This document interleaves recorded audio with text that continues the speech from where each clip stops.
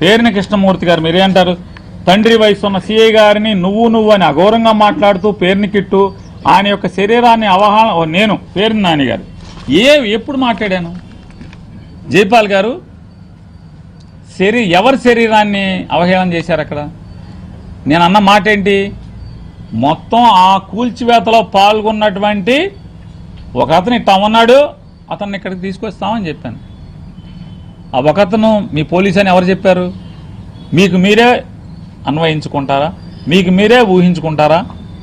మీకు మీరే కూర్చున్నాను, మీకు మీరే అన్నీ ఊహించుకుని తిడతారు.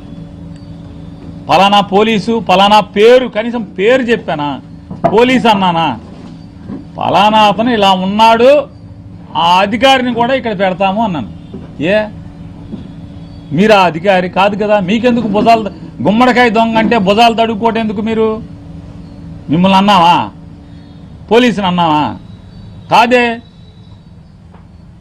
నేను పోలీసు అధికారి అని లేకపోతే మున్సిపల్ అధికారి అని అక్కడ 1,00,000 మంది పనిచేశారు. 100-150 మంది ఆ ఇల్లు కూల్చారు. అందులో ఒక అతని గురించి మాట్లాడాను. మీకెందుకు ఉలుకు జైపాల్ గారు? మీ సీఏ గారిని ఎవరన్నారు? పేరు పెట్టి అన్నానా? అనలేదు కదా. మర్యాద ఇస్తే ఇస్తాను, ఇవ్వను. మీ మర్యాద ఇవ్వడం చాలా ఎక్కువ అని తెలుసు, అని నాకు తెలుసు.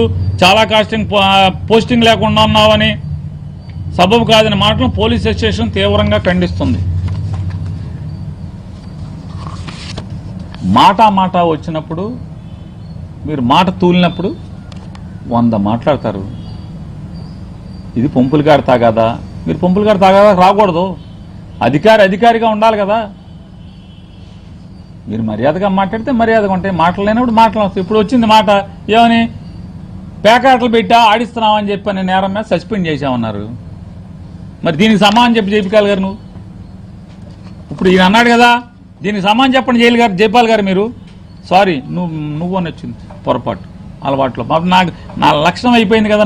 మీరు అన్నారు కదా, నేను చాలా అదే ఇదని దీంట్లో మొత్తం చాలా చదివా మీ గురించి, మీరు మీ కవి హృదయాల గురించి, నా గురించి మీరు గొప్పగా చిత్రీకరించిన దాని గురించి అని చదివాను.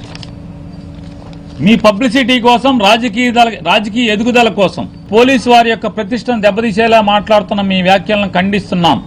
ఇదే రకంగా వ్యవహరిస్తే పోలీసు వారి విధులకు ఆటంకం కలిగించేలా ఉన్న మీ యొక్క కార్యకలాపాలపై చట్ట ప్రకారం కఠిన చర్యలు తీసుకోండి. ఆల్రెడీ మా అబ్బాయి మీద కేసు కట్టారు. తెల్లారుజామున జైపాల్ గారు మీరిచ్చిన ఫిర్యాదుతో నా మీద తెల్లారుజామున 2ంటికి ఎప్పుడో కేసు కట్టారని చెప్తున్నారు.